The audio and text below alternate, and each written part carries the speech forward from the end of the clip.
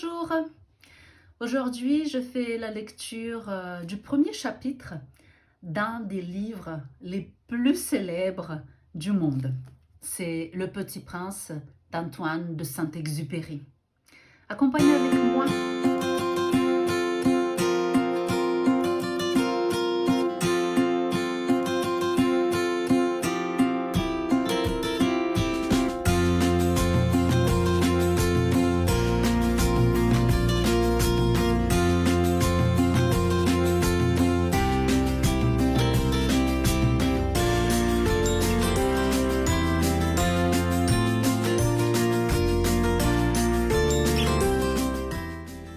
Lorsque j'avais 6 ans, j'ai vu une fois une magnifique image dans un livre sur la forêt vierge qui s'appelait « Histoire vécue ».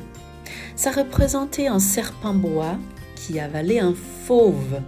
Voilà la copie du dessin.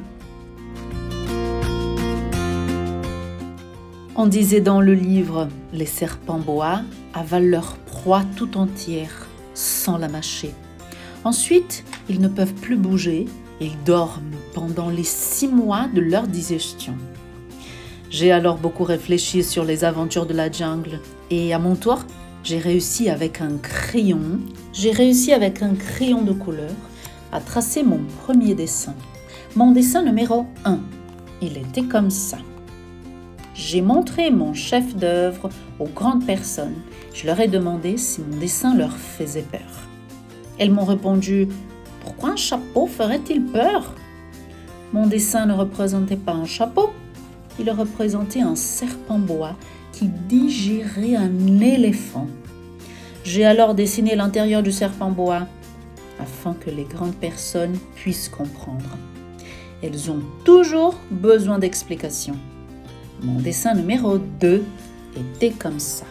Les grandes personnes m'ont conseillé de laisser de côté les dessins de serpents bois ouverts ou fermés et de m'intéresser plutôt à la géographie, à l'histoire, au calcul et à la grammaire. C'est ainsi que j'ai abandonné, à l'âge de 6 ans, une magnifique carrière de peintre. J'avais été découragée par l'insuccès de mon dessin numéro 1 et de mon dessin numéro 2. Les grandes personnes ne comprennent jamais rien toutes seules. Et c'est fatigant pour les enfants de toujours et toujours leur donner des explications. J'ai donc dû choisir un autre métier et j'ai appris à piloter des avions. J'ai volé un peu partout dans le monde et la géographie, c'est exact, m'a beaucoup servi. Je savais reconnaître du premier coup d'œil la Chine de l'Arizona. C'est très utile si l'on s'est égaré pendant la nuit. J'ai ainsi eu, au cours de ma vie, des tas de contacts avec des tas de gens sérieux. J'ai beaucoup vécu chez les grandes personnes. Je les ai vus de très près. Ça n'a pas trop amélioré mon opinion. Quand j'en rencontrais une qui me paraissait un peu lucide, je faisais l'expérience sur elle de mon dessin numéro 1, que j'ai toujours conservé. Je voulais savoir si elle était vraiment compréhensive. Mais toujours, elle me répondait « C'est un chapeau ». Alors, je ne lui parlais ni de serpent bois, ni de forêt vierge, ni d'étoiles. Je me mettais à sa portée. Je lui parlais de bridge, de golf, de politique et de cravate. Et la grande personne était bien contente de connaître un homme aussi raisonnable.